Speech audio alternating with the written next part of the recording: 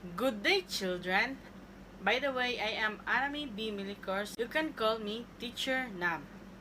So, may I request everyone to please stand up for our prayer. So, then Father, the Son, the Holy Spirit. Amen. Angel of God, my guardian dear, to whom God's loves commits me here, ever this day be at my side, to light and guard, to rule and guide. Amen. Father, the Son, the Holy Spirit. Amen. So, good morning again, children. So, who is absent today? Okay, very good. No one is absent today. So, who can remember our last topic yesterday? Okay, Hazel? Okay, very good. It's all about the personal hygiene. So now I will give you a game called 4 Picks, 1 Words. So is that clear? Okay, very good. So, in the first picture, what did you observe? Okay, very good. It's a first aid. And the second picture, what did you observe? It's a wound or samad.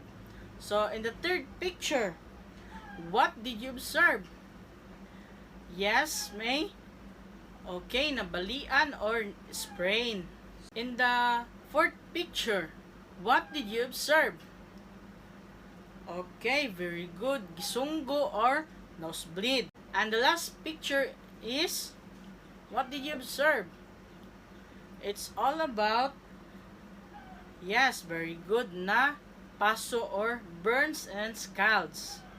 So our topic for today's lesson is all about the basic first aid and common injuries.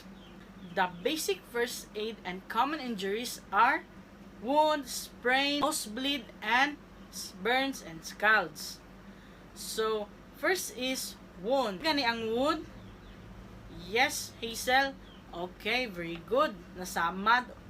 So, an injury to live tissue caused by a cut, blow, or other impact, usually with the skin being sliced or broken. So, asa na to ni siya kasagara makita, children? Okay, kana magdula mo sa gawas o madagma mo, so muna siya ang makakos og samad. Samad sa tuhod or sa siko. So, unsa na to? Unsa atong buhaton para ato ning makuan, unsa atong matambal sa wound or nasamad? First is cover the wound temporarily with a clean bandage.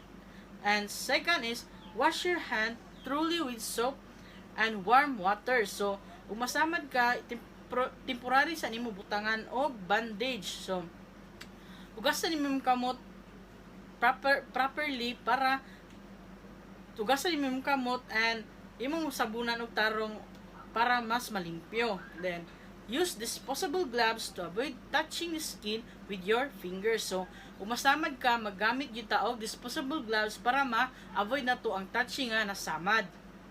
And fourth is use clean cotton to its surrounding area so that it does not go near the wound. So, the last is cover it with a bandage. So, after na mo nabuhat na, imo na din na siya kabiran og clean nga bandage. So, the second is sprain. So, sprain is a joint such as your ankle or wrist. You accidentally damage it by twisting it or bending it violently. So, unsa gani ng sprain?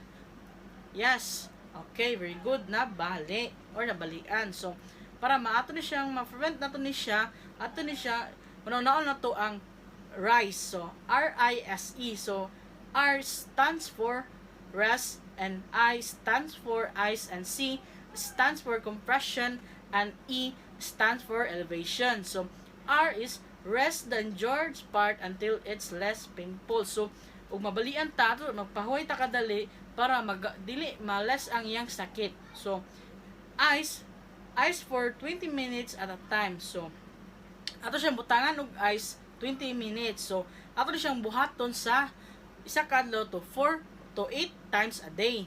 So, third is compression to help reduce swelling. And the fourth one is elevation. Elevation the injured part above the heart level to decrease swelling. Okay. So the third one is nosebleed. So familiar na ba mo ni tanan unsa ang nosebleed, no? Okay, very good. Gisunggo. So is the loss of blood from the tissue lining your nose. So para ma-prevent nato ni siya ang kining pag gisunggo or pagka nosebleed, atong have the person sit down with the head bent slightly forward. So ato silang ipalingkod, ato silang ipabend nato lang ulo kadali para mas malas ang sa dugo agad. So never let the head tip back.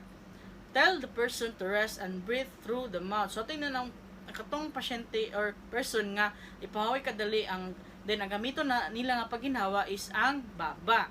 So, pinch the nose. So atong kabiran ang nose para pinch the nose just below the bridge for 10 minutes. So if the bleeding stop, release the pressure and clean the nose and mouth with warm water while the person is still learning forward. So the last one is burns and scald. So what is to unsa gani ang burns and scald? Okay, very good. Napaso or okay, so man nato ni kasagara makita ang burn or sa kuan.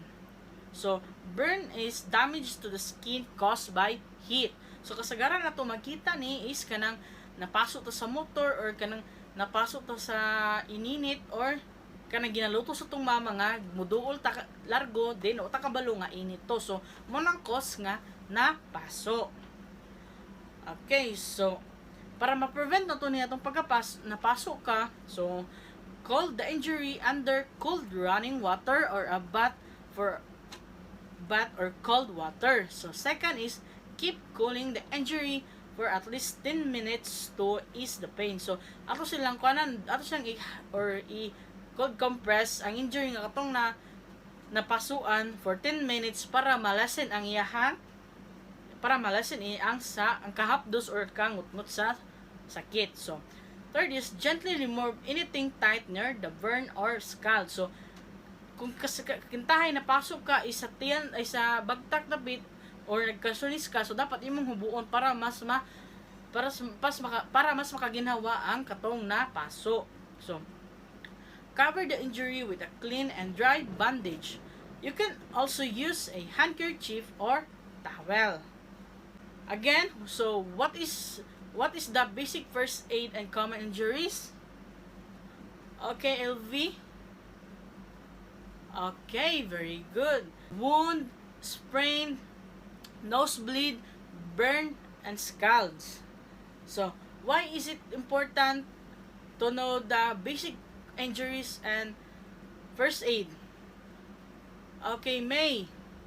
Okay, very good. Para mas makabalot ta kung masamad ta or mabalian or manosebleed or mapaso para makabalot ta nga kana atong buhaton din ato nang i-apply pohon.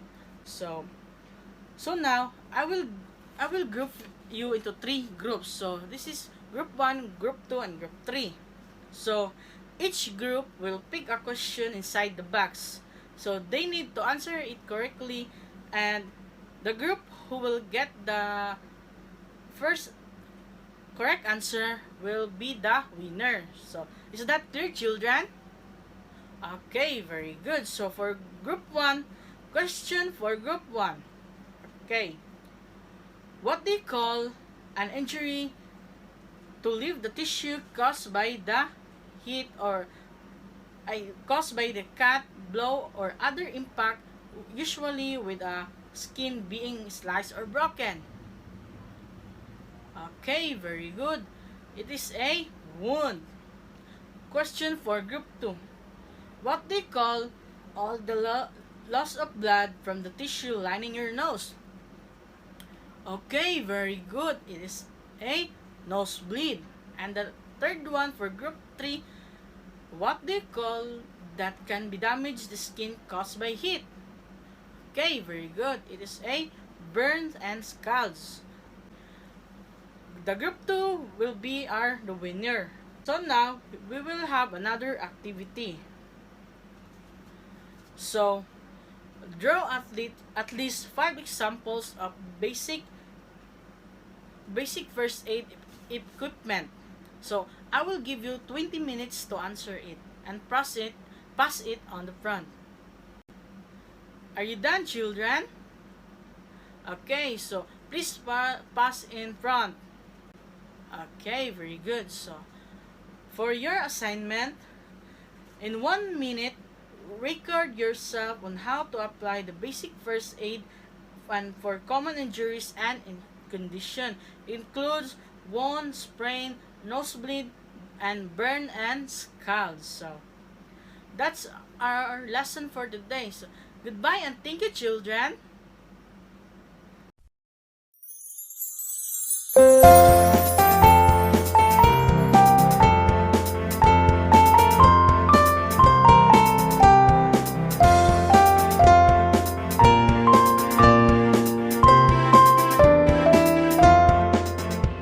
Good job, good job, good job today. You did a great job today. Clap, clap, clap, sing with me. It's time to say goodbye. Goodbye, goodbye, goodbye, my friends. You did a great job today. Clap, clap, clap, sing with me. Let's wave our hands goodbye.